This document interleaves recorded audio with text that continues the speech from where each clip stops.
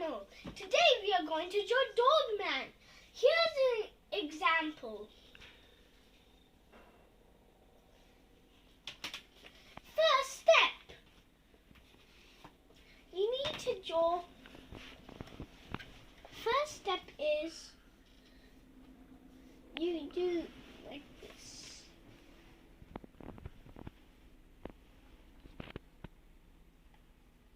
Then you draw a big dot there.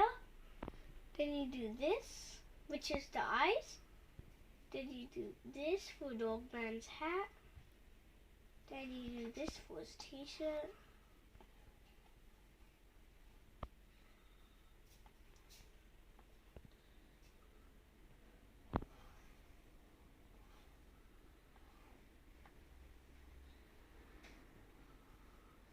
Here, like that.